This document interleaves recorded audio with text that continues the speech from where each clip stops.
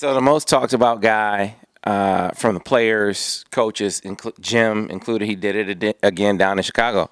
Michael Dwumfour. Everyone's talking about Michael Dwumfour, and you feel like from the outside looking in that you got to temper the excitement a little bit, but you also got to listen to what. Not everyone, even people that visit practice, were talking about Michael Dwumfour. Was it overstated what people were saying about how well he did in the spring? No, it wasn't overstated. He had a great spring. The thing that people might overstate is he was always very talented. He came in here with two shoulders that weren't very good, and one of them I think was operated on. He had to go through that. He played his freshman year with his shoulder going out at times, so he had to put himself through all that. He's changed his body. This strength staff has been another huge factor for him. He's now lost some of that excess weight that he didn't need and added muscle. Now his quickness has become even better. And the one thing that Michael has is great pride. Michael wants to prove to everybody that he wasn't just a guy that came from Jersey along with Rashawn Gary, that he is Michael Dwumfour, and I'm excited to see what he does this year. How does he compare, and you've kind of done this a little bit in the past, how does he compare to Mo? Well, they both are very quick twitch. Both are very, very quick off the football. Both are the same height-wise. Both have the same leverage. I think there's a lot of comparison between the two. Michael might even be a little broader, a little thicker, and at this young age, he might be a little ahead of where Mo was.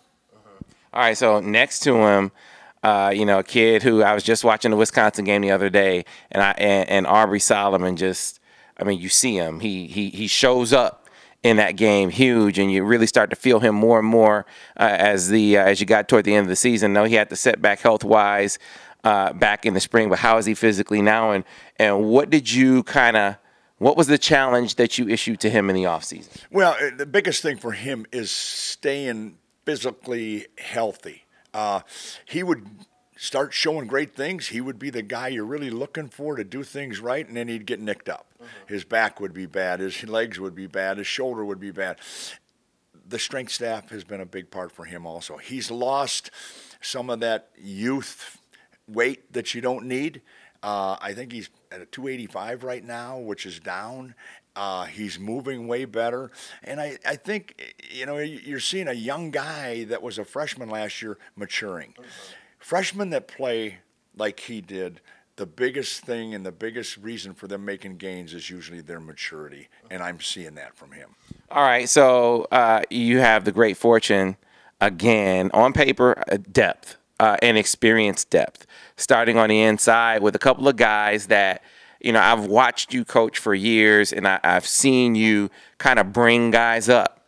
I've seen you mature them, and I feel like that's where we're at with Lawrence Marshall and Brian Mone. The challenges that you've issued them over the years, now as they head into their fifth years, seems like it's ready to come together for them.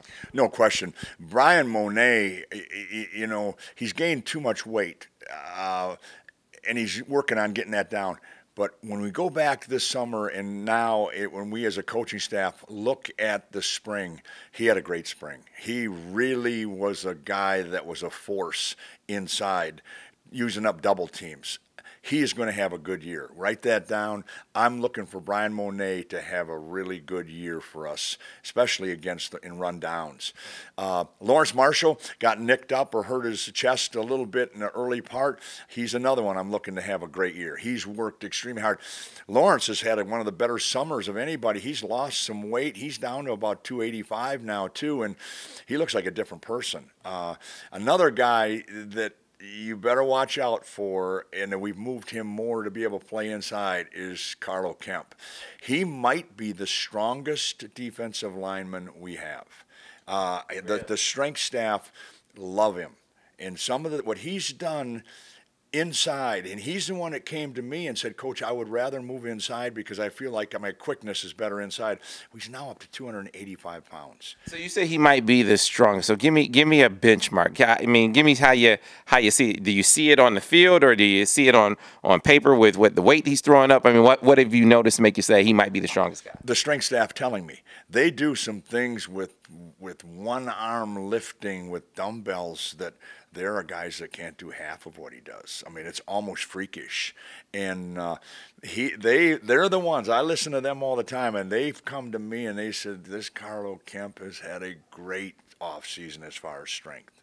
And then when you add the weight to it, now you have a guy that could really, really help us inside. The other thing he gives you a plus on is he's also played outside, so you got a bonus that way until a young guy comes on.